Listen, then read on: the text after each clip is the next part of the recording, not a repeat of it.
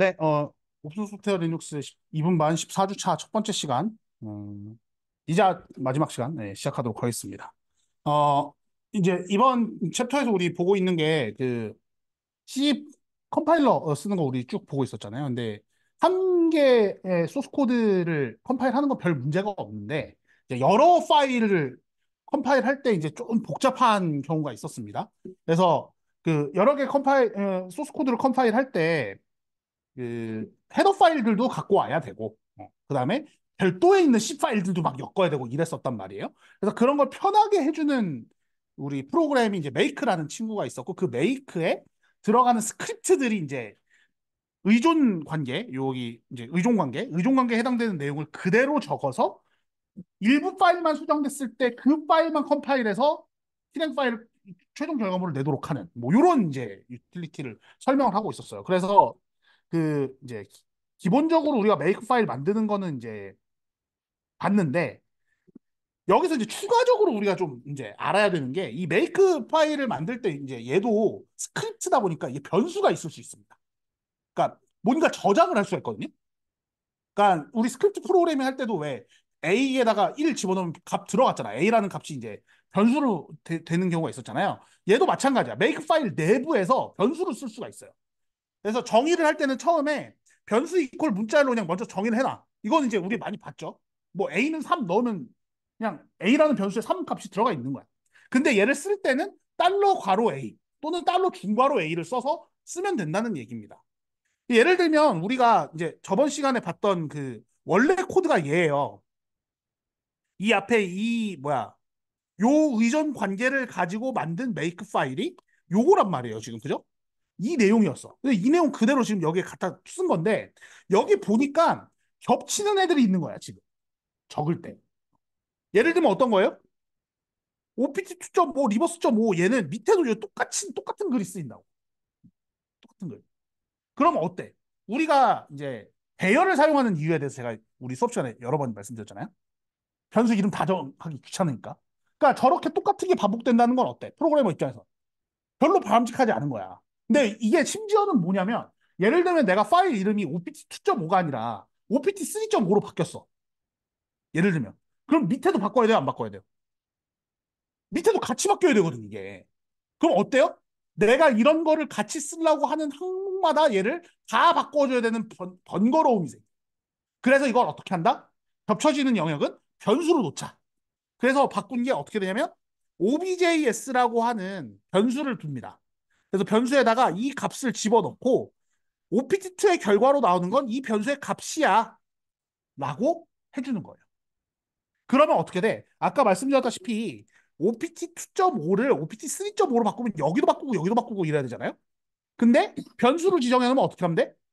이 부분만 바꾸면 좋다는 얘기예요. 이것만 바꾸면 알아서 나머지 다 바뀔 거야. 이런 식으로 쓸 수 있게 된 게 이제 변수를 사용할 수 있게 된다라는 겁니다. 그래서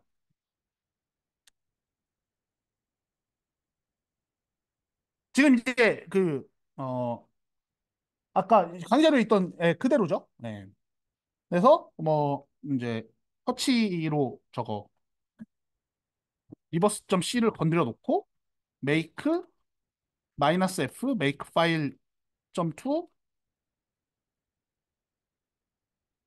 실행하면, 자, 지금 이제 리버스를 건드렸기 때문에 얘 실행됐죠? 여기. 여기 실행되고, 여기 실행되는데 이쪽 실행될 때 지금 내용 어떻게 나와요? 변수에 들어있던 이 objs에 들어있던 이 값이 일로 들어가서 나오는 거 보이시죠? 지금 실행될 때요. 그렇게 쓸 수 있다는 얘기예요. 그래서 make 파일 스크립트 내에서도 변수를 사용할 수 있다 라는 건데, 이제 여기서 조금 더 복잡한 내용으로 넘어가면 이런 식으로 쓸 수 있다는 거예요. 지금 보시면 $cc, 그러니까 cc라는 변수가 있다는 거 아니에요, 이거? 그죠? 그다음에 C 플래그스래. 그럼 C 플래그스라는 변수가 있다는 거 아니에요? 이게 앞에서는 우리가 objs라는 변수에다가 어떤 내용을 집어넣어서 값을 미리 세팅을 해놨잖아. 근데 저 $cc하고 $C 플래그스라는 애는 지정하지 않아도 미리 정해져 있다는 거예요. 마치 빌트인 변수처럼. 그거를 이제 우리가 위에서 얘기하는 미리 정의된 규칙, 먼저 일단 정해져 있다는 얘기예요. 그래서 CC라는 변수는 뭐가 들어있냐면 C 컴파일러에 대한 변수가 들어있어요. 우리 앞에서 CC 써야 안 써요? 지금 우리 예시에서 쓰죠. 그러니까 여기를 내가 예를 들어서 CC 말고 다른 컴파일러 쓰시면 어떻게 해야 돼? 각자 다 바꿔줘야 된다고 얘도. 각자 다 바꿔줘야 된다고. 근데 그걸 아니라 어떻게 해요? 달러 CC 쓰면 된다는 얘기예요. 달러 CC 쓰면 된다는 얘기고 C 플래그 쓰는 C 컴파일러의 옵션이에요. 우리 컴파일러 옵션 어디 있어? 요거. 이 옵션들도 어때? 내가 옵션을 매번 다르게 주면 상관이 없지만 똑같은 옵션을 주면 어떻게 하면 돼요? 변수 집어넣고 걔만 부르면 되지. 뭐. 그렇게 쓸 거란 얘기예요.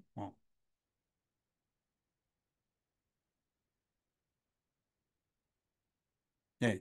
그래서 보통 어떻게 되냐면 확장자 C 파일에서 5.5 파일 만드는 경우. 그러니까 최종 결과물이 나오는 게 아니라 중간에 목적 코드 나오는 거 있죠. 그런 경우에는 명령어가 없으면 저규칙이 적용되는 거예요. 별도의 말이 없으면 알아서 저게 적용되는 거예요. 저 위에 해당되는 게. 그러면 여기가 지금 보시면 쓰는 게 예를 들어서 기본이 CC잖아요. CC.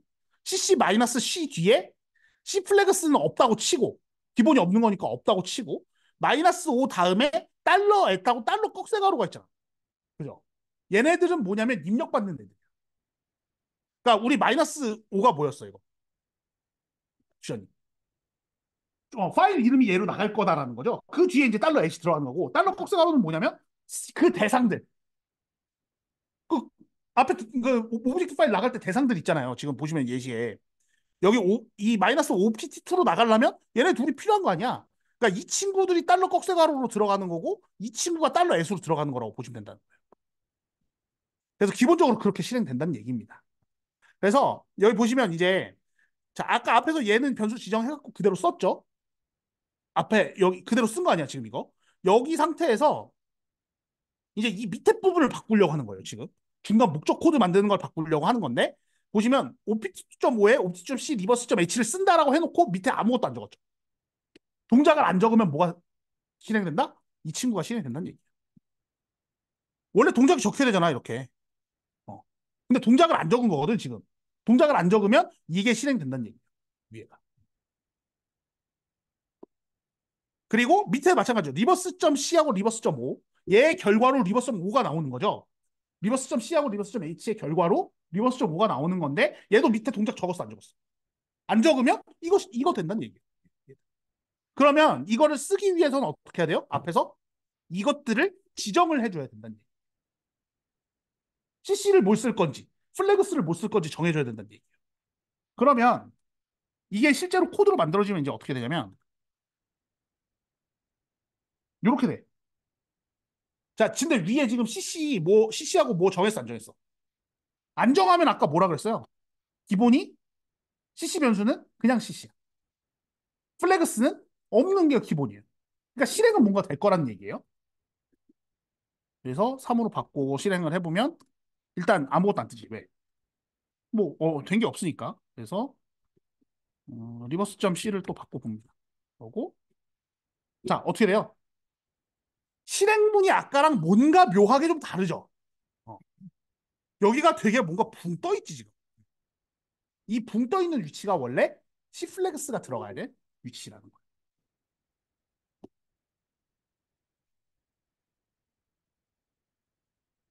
자, 그러면 이제 이번에 이렇게 넣었어. CC하고 C 플래그스 지금 넣었죠 변수에다가. 그럼 이랬을 때 다시 터치를 하고 메이크를 하는데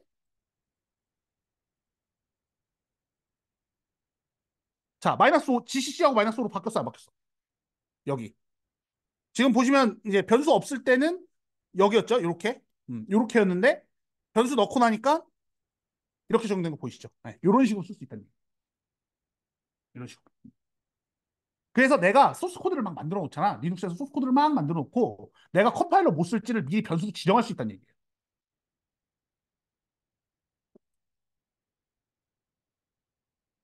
자, 그 다음에 이제 보는 거는 이제 어디를 보는 거냐면 우리가 만들어야 되는 요 부분 있죠? 요 부분 말고 나는 다른 걸 보고 싶어.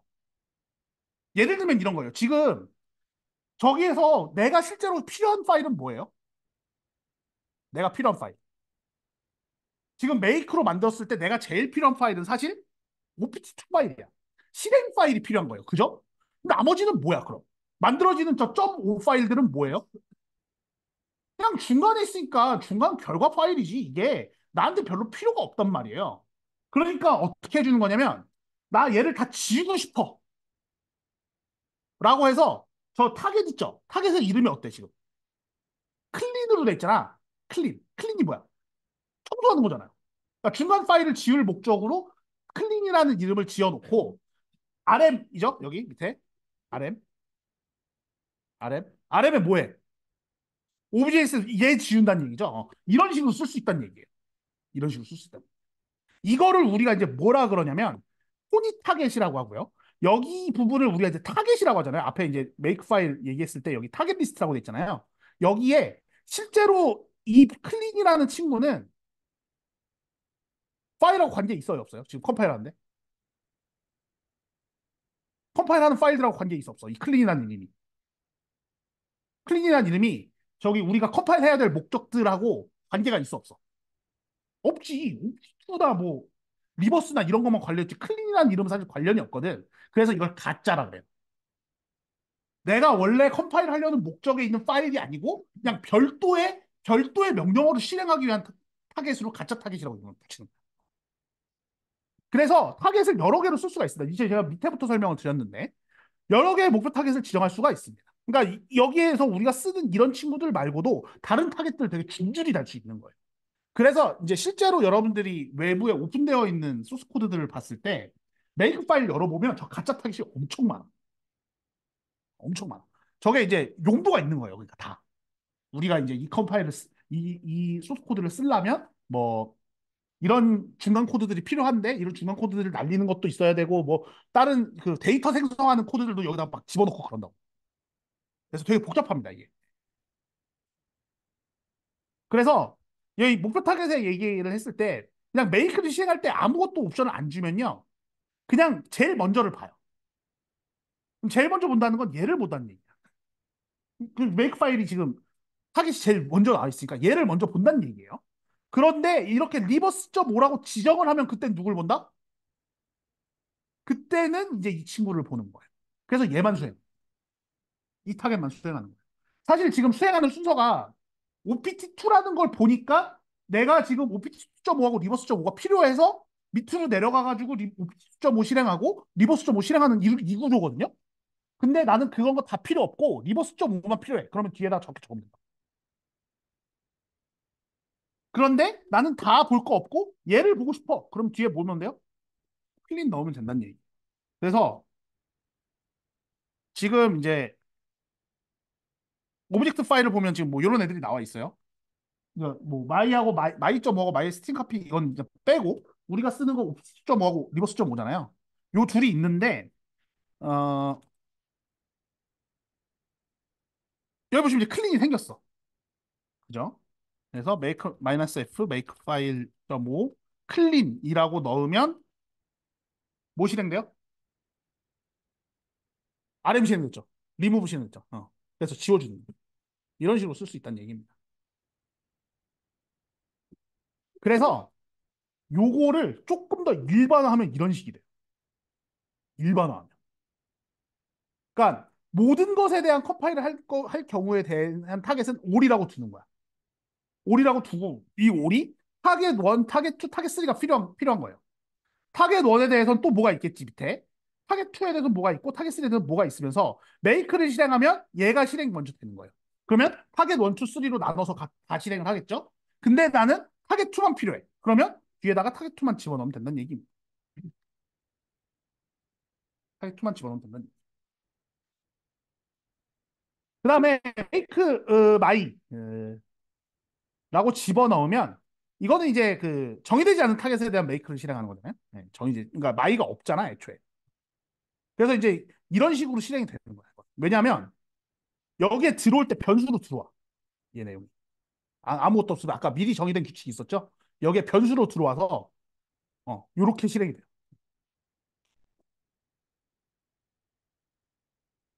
이거는 그냥 이제 그래서 밑에 요 밑에 있는 거는 그러니까 사실은 우리가 메이크 파일을 쓸 때 별로 쓸모가 없어, 저런 거. 타겟이 없는 애를 쓰진 않는다고, 사실. 타겟이 없는 애를 쓰진 않는다. 그래서 타겟 없을 때는 이제 변수에 의해서 자동으로 바뀌어 가는 건데, 저건 일단 뭐 크게 신경 안 쓰셔도 되고, 타겟을 어떻게 쓰는지를 여러분들이 잘 이해를 하시면 된다라는 측면으로 말씀을 드립니다. 이렇게 해서 이제 메이크에 대해서 알아봤고, 사실 이 중간에 원래 GDB가 있어요. 디버깅 하는 게 있는데, 제가 걷어냈습니다. 걷어냈고, 그건 너무 어려워서, 그건 보여주기도 어려워서 이제 걷어냈고, 요거는 이제 개념적으로 그냥 알고 계시면 되고요. 라이브러리라는 게 이제 있는데, 여러분들이 라이브러리 잘 써봤잖아요. 제가 몇 번 설명드렸죠? 여러분들이 프린트F 쓰려면 stdio.h라는 라이브러리에서 함수를 써야 됩니다. 그때 함수를 쓸 수 있는 방법이 두 가지가 있어요. 첫 번째는 정적 라이브러리고 두 번째는 동적 라이브러리인데, 정적 라이브러리는 컴파일하는 단계에서 통으로 다 들고 가는 겁니다. 실행할 때 통으로 라이브러리 파일을 다 들고 간다. 근데 동적은 이 파일이 있다는 경로만 주고요. 실행할 때는 실행하다가 이게 필요해. 이 라이브러리, 예를 들어서 프린트F가 필요해. 그럼 그때 가져오는 거예요. 그러니까 우리가 이제 보시면 내가 만든 소스 코드가 있죠. 컴파일을 하면 얘에 대한 실행 파일이 나올 거 아니야. 실행 파일이 a.out으로 나올 거 아니에요? 그럼 이거 실행할 때는 그냥 원래는 제일 좋은 건 뭐야? 내 것만 실행하면 제일 좋아요. 내 것만 실행하면 제일 좋고. 원래 컴퓨터는 늘 그 효율을 생각해야 됩니다. 빨리빨리 실행을 해야 되니까. 그러니까 A만 실행하면 제일 좋은데 이 A에 stdio.h 같은 거 달려있단 말이야. 이렇게. 여러분들이 만들면 다 달려있잖아. 이런 거. 그게 A를 실행할 때 얘를 다 같이 갖고 가면 정적입니다. 다 같이 갖고 가. 근데 일단 A만 가. A만 실행해. 하다가 프린트F를 만났어. 어? 프린트F? stdio.h에 있는 거 아니야? 할 때 그때 가져오는 게 동적이라는 거야. 실행하다가 프린트F를 만났을 때 그때 가져오. 그래서 그거 만드는 방법이 여기 나와 있는데 사실은 정적 라이브러리 잘 안 씁니다. 어차피. 예. 왜냐하면 만들어져 있는 것만 우리가 쓰는 거지 사실. 그래서 내가 라이브러리를 정적으로 만들 일은 거의 없어요. 여러분들이 라이브러리를 만약에 만들어서 내가 소스 코드 개쩌는 걸 만들었어. 야 이거는 정렬이 무슨 어떤 데이터를 집어넣어도 1초 만에 정렬이 다 돼. 이런 걸 만들었어. 예를 들어서. 그러면 그 라이브러리를 정적으로 만들지 않습니다. 대부분 동적으로 만들어요. 그때 가서 실행을. 그래서 밑에 이제 정적 라이브러리 생성하는 코드들이 있는데 요거는 뭐 이렇게 만든다라고 생각하시면 되고 그냥 이건 넘어가시면 됩니다. 그냥 여기서는 개념을 아는 게 중요해요. 정적 라이브러리하고 동적 라이브러리 차이를 아는 게 중요하다. 자, 그 다음에 소스 코드 관리 시스템이라는 게 있습니다. 소스 코드 관리 시스템. 제가 이제 요 얘기를 하기에 앞서서 여러분들한테 이제 해야 되는 게 뭐가 있냐면 여러분들이 지금 2학년 1학기잖아요, 대부분.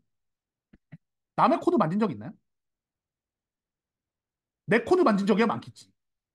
근데 남의 코드 만진 적 많나요? 그러니까 남의 건데 내가 수정을 해도 그런 적 있나요? 그런 적은 이제 보통 저런 거지. 과제 대신해 줄 때나 그런 거죠. 그러니까 보통은 잘 없단 말이지. 그러니까 보통 이제 일반적으로 생각하면 자기 걸 자기가 하지 남의 걸 해주지 않는단 말이에요. 근데 중요한 게 뭐냐면 여러분들이 여기를 나가서 학교를 나가서 어딘가의 회사를 가는 시점부터는 내 코드가 없어요. 코드가 내 게 없어. 그럼 누구 거야 코드는? 그러니까 나를 제외한 어딘가의 것이. 그럼 그 나를 제외한 어딘가의 것이란 건 어때? 나만 만지는 것도 아니고 여러 사람이 다 만질 수 있단 말이야. 그러면 우리가 쉽게 생각하면 이게 지금 문제잖아. 그럼 소스 코드는 하나인데 여러 사람이 만져야 돼. 제일 쉬운 방식은 뭐예요? 이거를 해결할 수 있는 제일 쉬운 방식. 소스 코드 압축해가지고 각자 뿌린 다음에 각자 만들고 압축 다 합치는 거야. 이게 제일 쉬운 거지. 문제는 뭐예요? 합칠 때가 대박이에요. 합칠 때가 대박. 어디를 어떻게 고쳤는지 알기가 쉽지가 않아요. 그래서 그런 것들을 관리를 해줄 목적이 생기게 됩니다. 그런 것들을 관리해줄 목적이 생겨요. 그래서 소스코드 관리 시스템이라는 게 개발 과정에서 작성한 모든 버전을 저장하고 접근 및 보호를 수행한다. 그러니까 내가 그 메인으로 한 네 줄짜리 코드를 만들었어. 프린트F 한 줄, 한 세 줄 있고 리턴 하나 있는 거. 거기에 프린트F 하나만 더 추가하잖아요. 그래도 뭐 남아 기록. 그런 것도 남아. 그렇게 해주는 친구들이 SCCS, RCS, CVS, SVN 킷 있는데요. 여기 뒤에 보면 RCS라는 친구가 지금 여기 소개가 되어 있습니다. 근데 안 써요. 이거 잘 안 씁니다. 네. 잘 안 쓰고 얘는 이제 내가 만들어서 내 코드 보기에 좋은 거예요. 그러니까 내 코드를 거기다 집어넣어 놓고 내가 이거 버전 업그레이드 했어. 뭐 이제 버전 내가 코드 바꿨어. 코드 지웠어. 이런 거 하기에 좋은 거라서 이것도 요 페이지 신경 안 쓰셔도 됩니다. 네. 요 페이지 신경 안 쓰셔도 되고 여기서 보시면 저는 이제 킷이 나오기 전부터 개발을 하던 사람이니까 SVN을 많이 썼어요. SVN. 이게 이제 SVN이라는 서버를 두고 거기에다가 소스 코드 올려놓고 다운받아서 쓰는 거예요. 근데 이게 어느 곳에서 쓸 수 있는 환경이 뭐다? 깃이. 보통 SVN은 서버가 어딘가에 있습니다. 자기 회사 내에 있든지 뭐 이런 건데 깃은 뭐예요? 인터넷 어딘가에 다 있는. 그래서 요거는 이런 개념이 있다 정도를 여러분들이 알고 계시고 여기서 이제 시험 범위는 여기까지인데 이 뒤쪽은 그냥 안 내요 어차피. 네, 이 뒤쪽은 안 내니까 뭐 신경 안 쓰셔도 되고 그 이제 에필로그를 해보도록 하겠습니다. 그러니까 시험 범위에 들어가지 않는.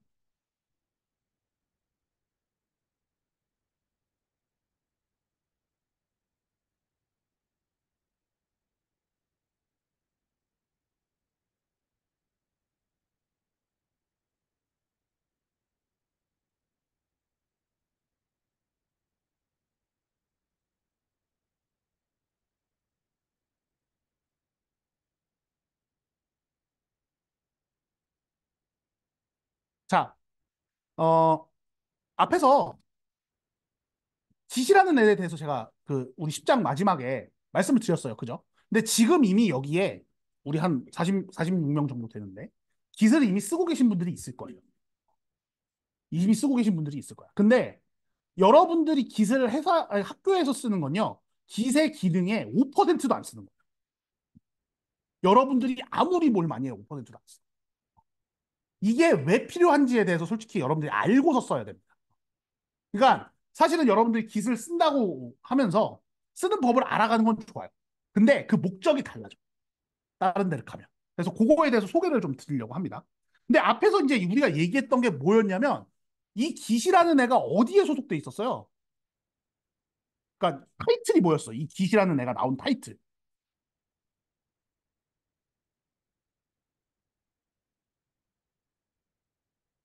깃이라고 나온 애 타이틀. 타이틀이 뭐였어요? 소스 코드를 관리하는 시스템인 거예요. 그러니까 그 소스 코드를 관리하는 시스템의 일종인 거야. 근데 제가 아까 설명을 드릴 때 여러분들한테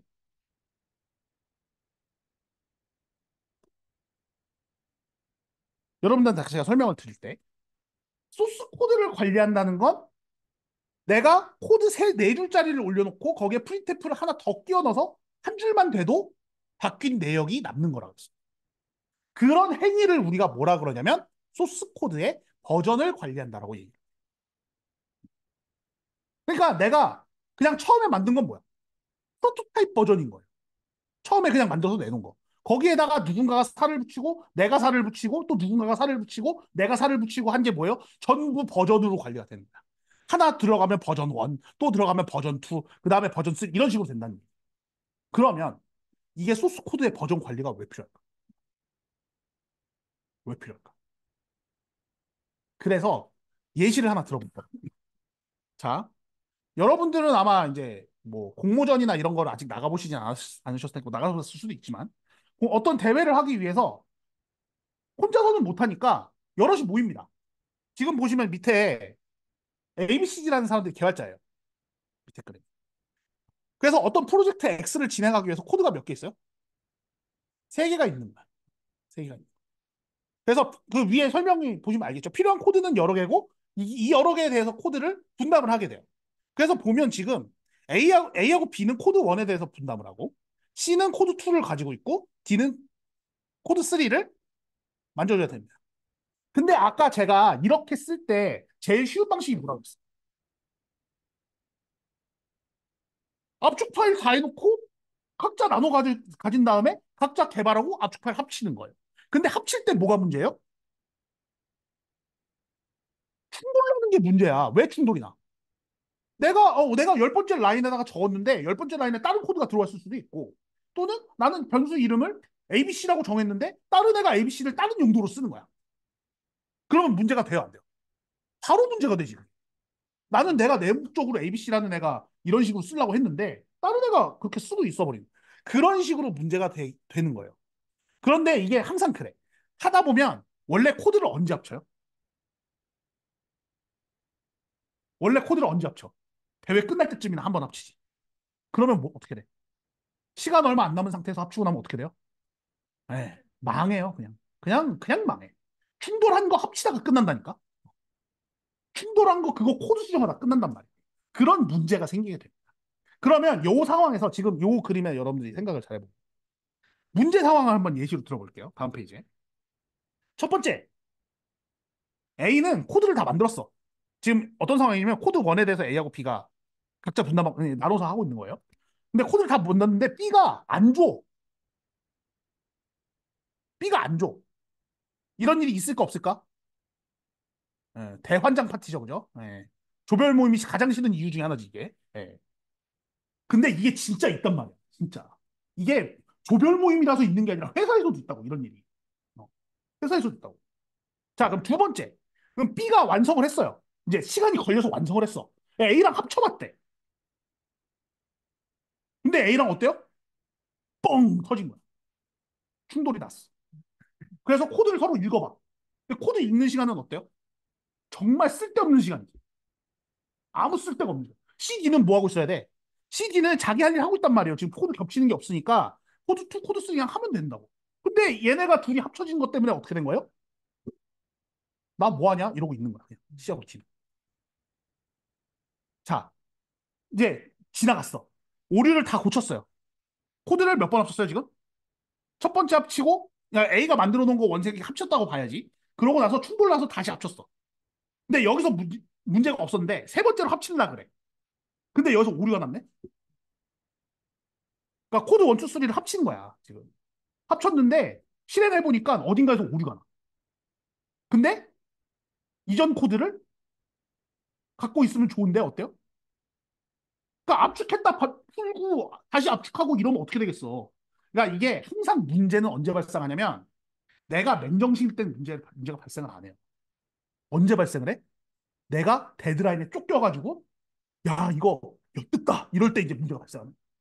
그럴 때 뭘 따지겠어? 내가 지금 완전히 죽겠는데. 그럴 때 문제가 발생하는 거야. 근데 이거를 내가 합쳐갖고 실행을 해봤어. 그랬더니 옛날 파일을 아무도 안 들고 있는 거야. 용량이 가득 차갖고 모르겠대. 나는 모르겠대. 그러면 오류가 났는데 오류를 어떻게 찾아요? 답이 없는 거지. 그래서 각자가 만든 코드를 봐야 돼. 이제 전체 코드를 봅니다. 이제 오류가 생겼으니까. 그래서 C라는 사람이 코드 1을 살펴보다가 A한테 물어봐. 근데 A가 내가 만들긴 했는데 A가 누구랑 같이 만들었어요? 아까 B랑 같이 만드니까 어떻게 돼? 내가 안 만든 부분이. 그럼 어떻게 돼요? 합치는 과정에서 수정이 되고 B도 또 건드리니까 어떻게 돼? 이런 걸 보고 이제 현업에서 우리가 뭐라 그러냐면 스파게티 코드라고 합니다. 개판인 거야 그냥. 이런 문제가 지금 예시로 제가 여기에 여러분한테 적어놨지만 이게 진짜 나오는 상황. 이것 때문에 실제로 개발회사에서 예를 들어서 듀데이트가 오늘까지다. 이것 때문에 3일 늦춰지면 3일만큼 손해가 생깁니다. 그러면 주말 없이 일해야 됩니다. 실제로 벌어지는 일이야, 이런 거. 그래서 이런 것들을 커버를 하기 위해서 만든 게 아까 말했던 버전 관리 시스템, 소스 코드 관리 시스템 이런 게 나온 거예요. 근데 아까 제가 이제 저는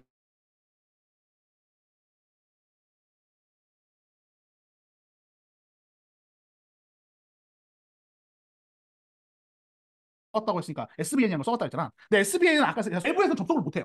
그래서 여기 중앙 VCS 서버라는 버전 컨트롤 시스템이에요. VCS가. 거기에서 있고 컴퓨터 A에서 야 코드 가져가. 너도 코드 가져가. 이런 식으로 가져갈 수 있는 거야. 근데 내가 수정하잖아요. 수정하면 수정됐다는 정보를 올려줘야 돼. 코드 수정했다는 정보를 올려주고 또 내려받고 또 올려주고 내려받고 이런 식인 거예요. 근데 이거를 이제 조금 더 효율적이고 이게 이제 문제가 뭐겠어. 회사 내에서만 쓸 수 있는 게 문제거든. 근데 재택근무하면 어떻게 돼? 재택근무를 못하지. 이런 식이면.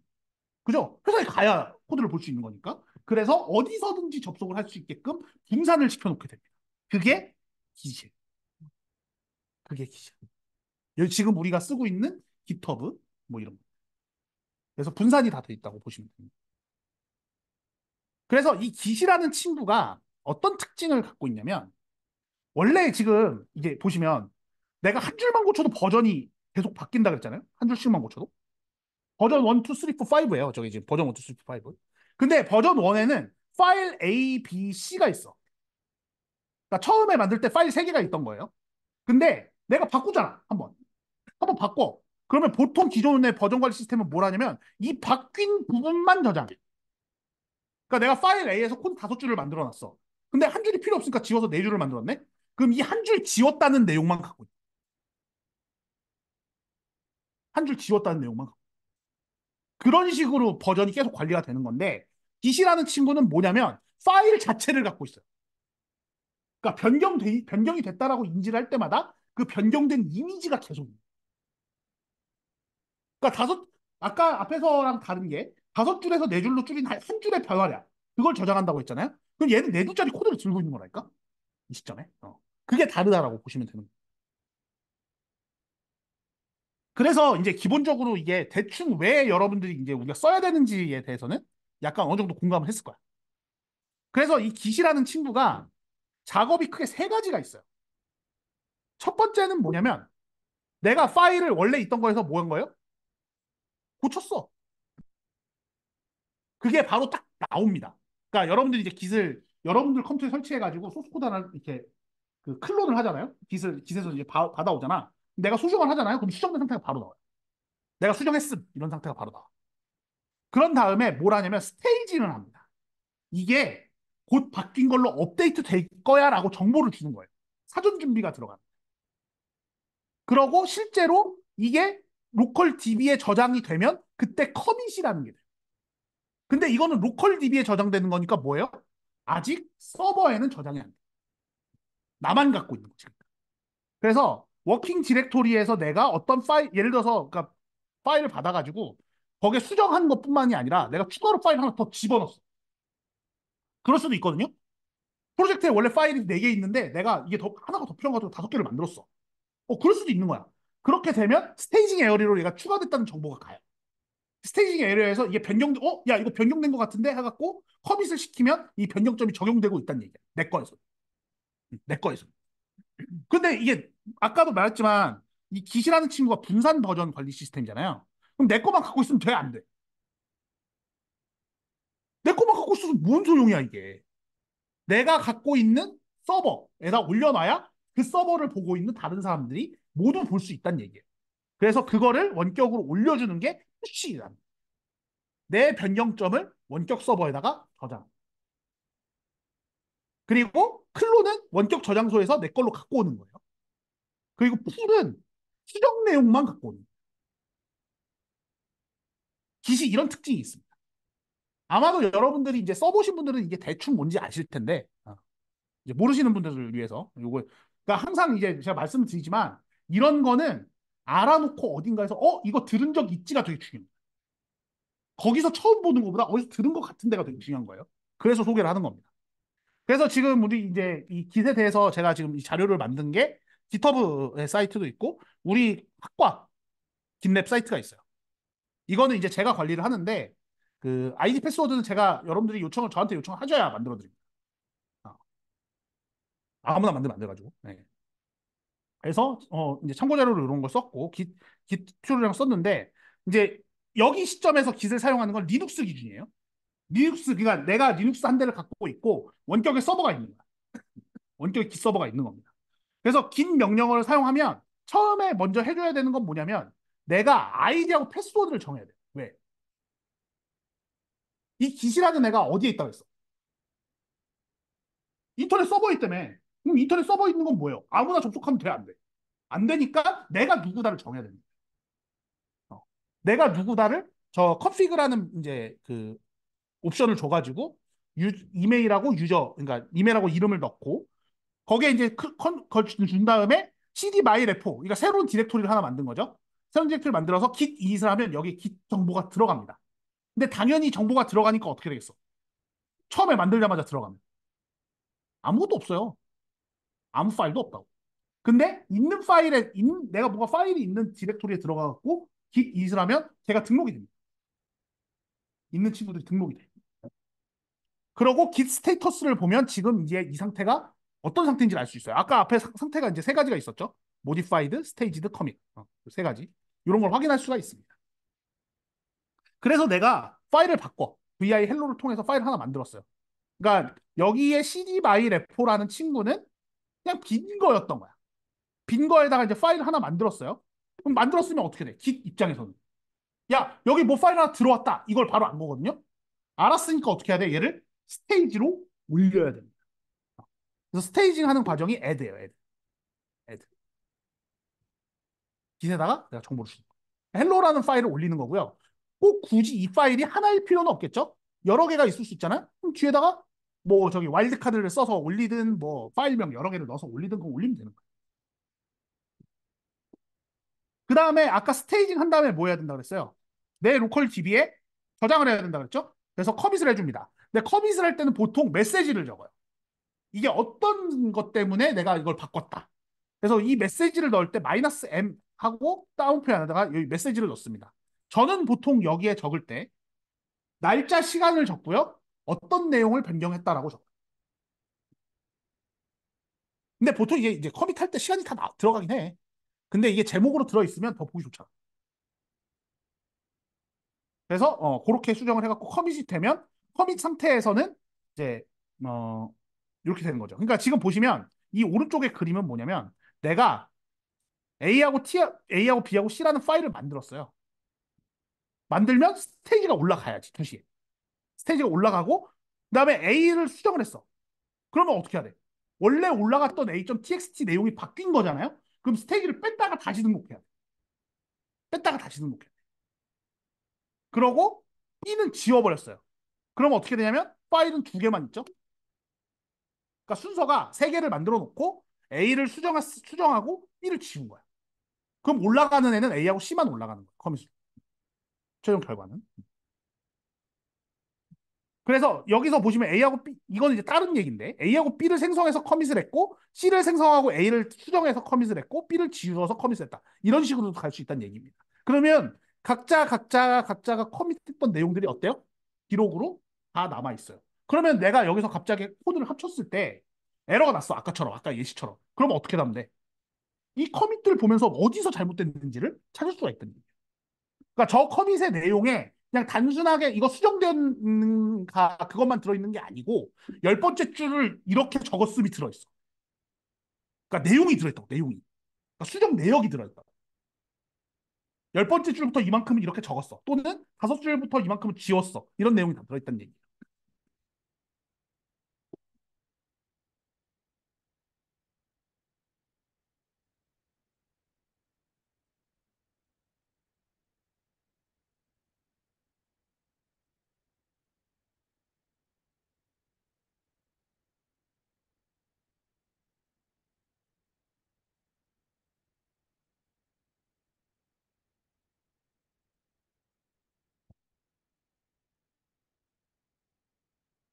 음,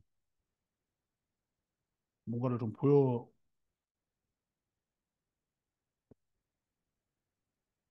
보여드리려고 했는데.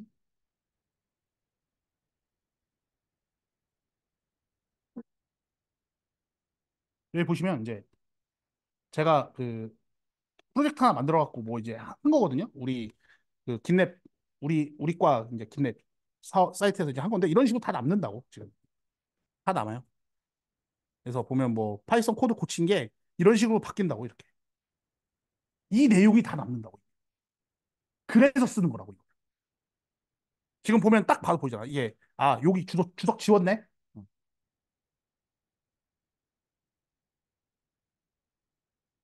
음, 여기 계속 똑같은 거 고쳤네. 네, 요런 거. 마이너스 하면은 여기 빼고 플러스로 집어넣었다. 이런 내용들이 나옵니다. 그래서 아까 같은 상황에서 이게 뭐가 잘못됐는지를 아는 게 쉬운 거야. 어디가 잘못됐는지.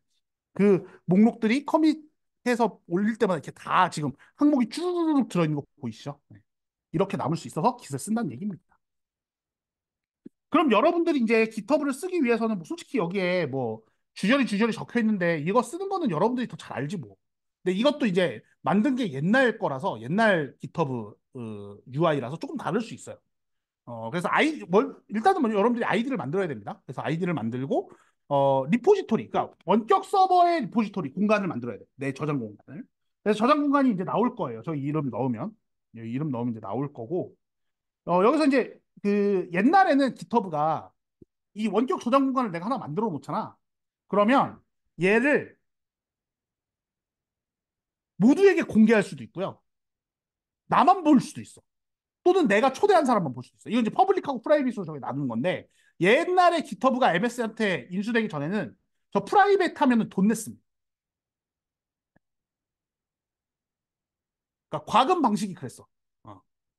프라이빗으로 리포지토리를 만들면 그때는 내가 돈을 내는 구조였어.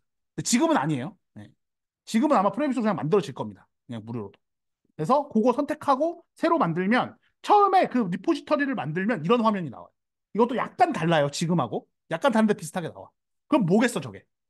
내가 로컬 컴퓨터, 내 컴퓨터에 있는 파일들을 원격 저장소로 넣으려면 어떻게 해야 되는가 여기 나와. 그래서 거기에 이제 아까 설명했던 게 다 옵니다. 기초기화하고 디렉토리 가서 기초기화하고 애드하고 리드미.md가 이 리포지토리를 설명하는 거예요. 저 뒤에 .md라는 친구는 이제 마크다운이라는 문법인데 그 텍스트를 표시할 때 그냥 일반적으로 우리가 글 적는 게 아니라 뭐 이제 마크다운 문법에 의해서 조금 더 이쁘게 보이고 뭐 이런 게 있습니다. 그래서 그 이제 안내문 일종의 안내문을 이렇게 추가를 해주고 그다음에 파일 하나 그럼 안내문 파일 만든 거잖아요. 만들어서 지금 스테이징을 시킨 거니까 얘를 커밋을 해줘야지. 퍼스트 커밋이라고 첫 번째 커밋이라고 등록을 해주고 로컬 DB에 등록이 된 다음에 어디에 접속을 할 거냐. 어디에 접속을 할 거냐. 그러니까 원격의 리포지토리가 있다 보니까 어때? 아무데나 막 들어갈 수도 있잖아. 그러니까 그거를 정해줘야 돼요. 어디로 들어갈지. 지금은 어 여기 이름 만들 때 이런 사람의 이런 리포지토리 이름을 정했잖아요. 그러니까 이게 여기 뒤에 이제 이렇게 붙는 거야.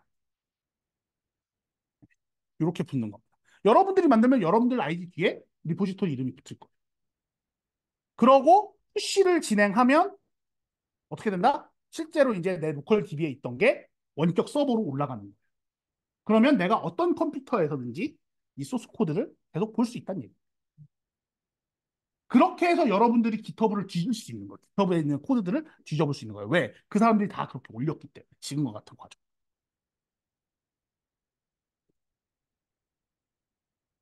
그래서 근데 이제 여기가 지금 결국은 이게 원격으로 데이터가 많이 모이면 결국 뭐가 문제가 되겠어? 소스 코드도 다 데이터잖아요. 그죠? 그럼 소스 코드들이 원격 깃허브라는 데다가 다 모이면 문제가 뭐가 되겠어? 시큐리티가 결국 문제가 돼요. 아니 누가 뭘 가져간지 어떻게 알아? 그래서 SSH 키라는 걸 만들어야 된다. 이건 이제 열쇠예요, 일종의. 그러니까 단순히 아이디 패스워드로만 끝나는 게 아니라 그 파일, 열쇠 파일이 있어서 그 열쇠 파일로 내가 자물쇠 열고 들어가는 개념이라고 생각합니다. 그래서 요거는 그냥 이게 키를 이런 걸로 만들어서 이거 이제 이메일 주소 쓰고요. 이 키를 확인하고 깃허브에다가 그 자물쇠를 등록해 놓으면 이 내가 만든 열쇠하고 자물쇠가 같이 만들어지거든요. 그럼 자물쇠를 등록해 놓으면 내가 열쇠 파일로 연다는 개념. 서버 접속할 때. 그런 개념이라고 보시면 되고 원격 저장소 연결하는 건 이제 아까 앞에서 봤듯이 유저 이름하고 내가 만든 리포지토리 있죠? 그거를 리모트로 연결을 한 다음에 그거 연결하면 됩니다 그냥. 예, 이거는 근데 이거 연결할 때 문제가 내가 저기 자격증명이 있어야 돼. 그러니까 앞에서 왜 이걸 했냐면 자물쇠에다가 열쇠를 꽂아야 된다 그랬잖아요. 서버 연결할 때. 그게 안 되면 안 돼. 보안상. 그래서 내 자격이 확실히 있어야 됩니다. 그래서 저거 해줘야 되고 푸시하면 실제로 이제 로컬 DB에 있던 그 내 소스 코드 파일 및 변경 사항이 원격 서버로 올라가는. 그래서 이렇게 하는데 푸시가 만약에 안 되잖아. 이제 실습을 막 해봐 내가. 진짜 만들어갖고 깃허브에다가 내가 계정 파서 이거 쭉 해볼라 그래. 푸시가 안 되면 뭘 만들어야 되냐면, 야, 이제 그것도 못 믿겠다. 야. 네가 만든 자물쇠 열쇠도 못 믿겠다. 그래서 자물쇠를 우리가 만들어줘. 깃허브에서. 그래서 퍼스널 억세스 토큰이라는 걸 이제 만들어줍니다. 퍼스널 억세스 토큰. 근데 이거는 이제 어디 있냐면 깃허브 로그인 해가지고 세팅해 보면 여기 넣는 데가 있어요. 디벨로퍼 세팅 가서 퍼스널 액세스 토큰 들어가면 새로운 토큰을 만들고 그 토큰에다가 새로운 토큰을 만들고 이름 정해줍니다. 그런데 여기 익스퍼레이션이라는 건 이제 뭐냐면 이 내가 이제 저쪽에서 만들어 주잖아. 이거 언제까지 가냐 이거예요. 어떤 날짜까지 가냐. 어떤 날짜까지 가냐 해주고 스코프는 이 토큰을 가지고 썼을 때 어디까지 할 수 있냐. 내 레포지토리에서. 뭐 수정도 되냐. 그러니까 푸시해서 밀어 넣는 것도 되냐. 아니면 보는 것만 되냐. 이런 거 권한 정할 수 있는 거고 토큰을 만들면 실제로 여기에 뭐가 쭈르륵 나옵니다. 이게 뭔가 쭈르륵 나와. 여기를 이걸 공개하면 내 계정을 다 볼 수 있는 거니까 이제 공개를 못해서 여기에 제가 가려놓은 거고요.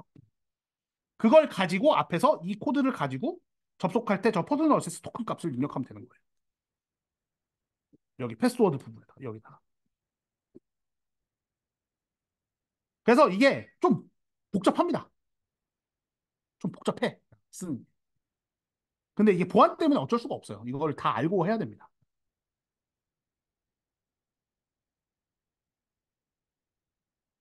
자, 여기는 긴 로그 원 라인, 체크아웃 뭐 이렇게 돼 있잖아요. 이거는 그 내가 지금 그 연결이 되어 있는 내 로컬 스토리가 있을 거 아니에요? 거기에서 어떤 수정 내역이 있었는지를 볼 수 있는 겁니다. 그러니까 우리가 웹에서는 아까 보시다시피 이런 식으로 볼 수 있잖아요. 어디가 수정되고 어디가 수정되고 어디가 수정되고 이걸 다 볼 수 있잖아. 근데 그 내 컴퓨터에서 보기가 어렵잖아요. 그러니까 이제 이런 명령어를 써서 볼 수 있는 거고요.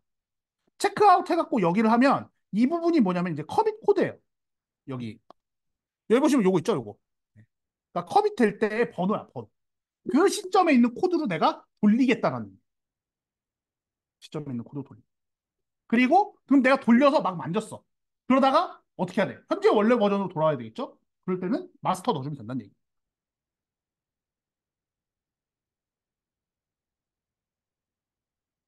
자, 앞에서 클론하는 거 설명드렸죠?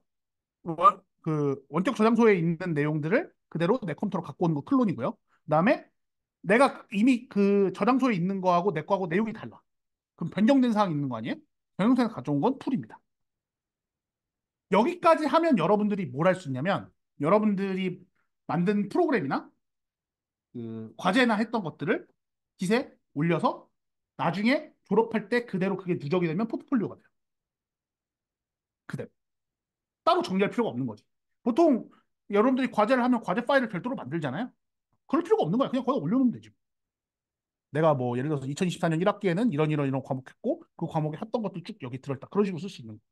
그러면은 그 예를 들어서 내가 회사 취직할 때 인사 담당자한테 기초소 주면 그 사람 바로 찾아서 볼 수 있는 거니까.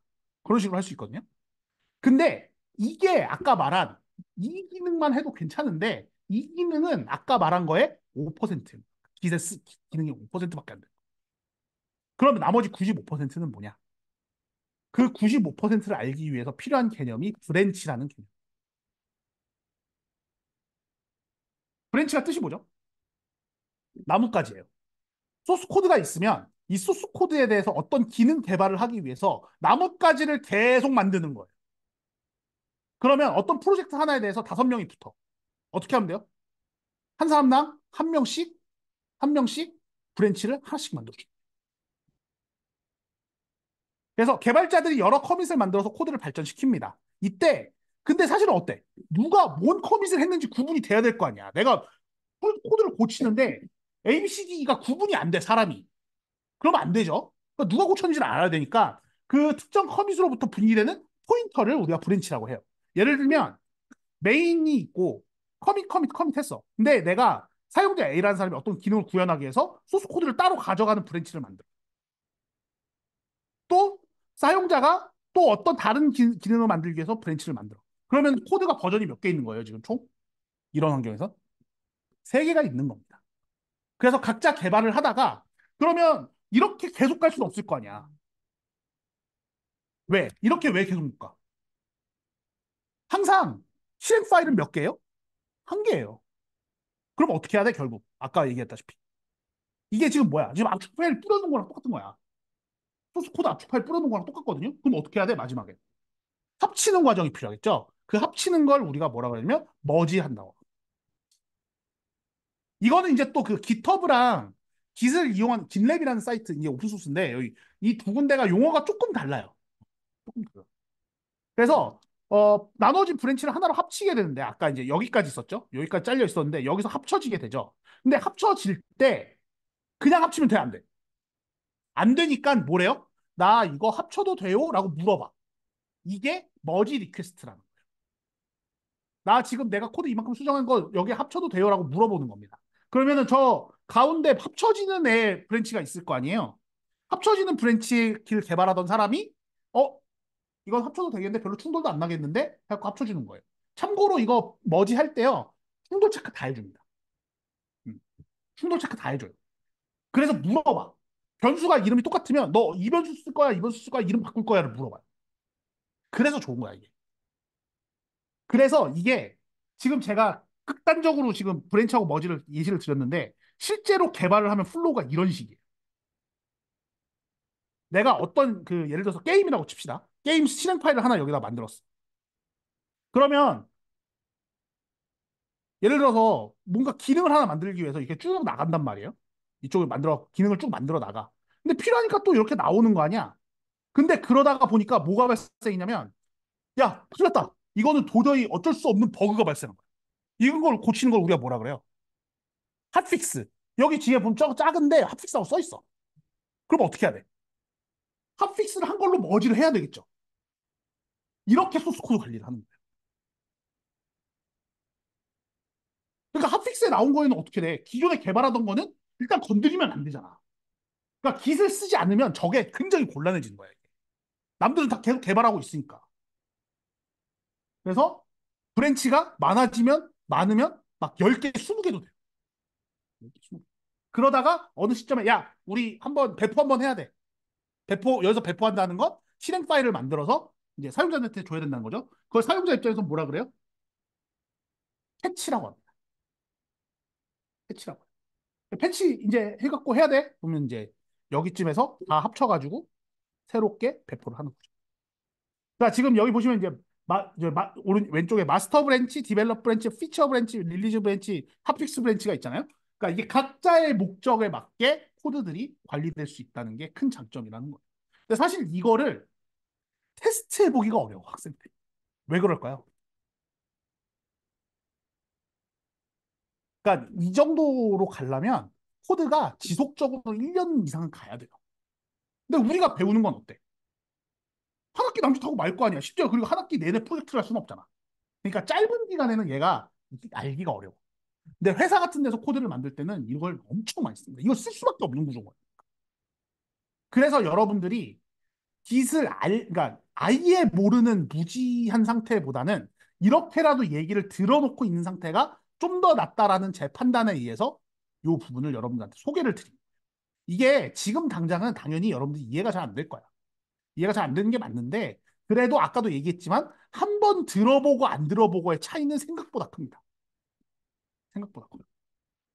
그래서 요거에 대해서 소개를 드렸습니다. 요거를 더 파보고 싶으신 분들은 실제로 써보시면 돼요. 그리고 이게 이제 제일 좋은 거는 오픈소스 소프트웨어라는 거는 여러분들이 하고 싶으면 할 수 있다는 거예요. 하고 싶으면 할 수 있다.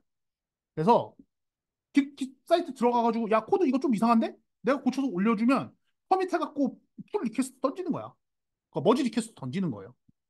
그러면은 그 관리하던 사람이 오 이거는 잘 고쳤다 그러고 합쳐주면 본인의 그게 공적이 된다. 본인의 공적이 된다. 실제로 그 공적을 많이 쌓아갖고 그 깃허브 계정에 보면 그 필드가 있어요. 내가 몇 건씩 커밋을 했는지에 대한 그 필드가 나오거든요. 그게 많으면 많을수록 초록색으로 진해져. 그거 보고 실제로 개발자로 데려가는 회사도 있어요. 아, 이 사람은 코드를 만질 줄 안다. 거기다가 심지어 원래는 그냥 신입사원으로 들어가면 깃에 대한 건 따로 교육을 해야 돼. 지금 딱 봐도 어때요, 여러분들 이거? 회사 가서 내가 밥 먹고 살라 그러면 이거 알아야 돼, 몰라야 돼? 개발하는 회사 간다 그러면. 무조건 알아야 되거든. 어차피 교육을 시켜야 돼요. 근데 그 컨트리뷰션을 했다는 것 자체가 뭐야? 이 깃을 잘 쓴다는 얘기죠. 그러니까 그런 식으로 해서 이제 돼가는 케이스들이 있습니다. 참고로 요런 내용은 유리 수업 아니면 할 수가 없어, 이걸. 유리 수업 아니면 할 수가 없다. 그래서 집어넣은 거예요. 시험에 대한 압박은 버려두시고, 네, 시험 범위는 아닙니다. 다시 한번 말씀드리지만. 그래서 이거는 항상 이제 다시 한번 말씀드리지만 여러분들의 상식 확장차 이제 말씀을 드린 거라고 보시면 돼요. 자, 이렇게 해서 진도 자체는 다 나갔습니다. 이제 이건 끄고.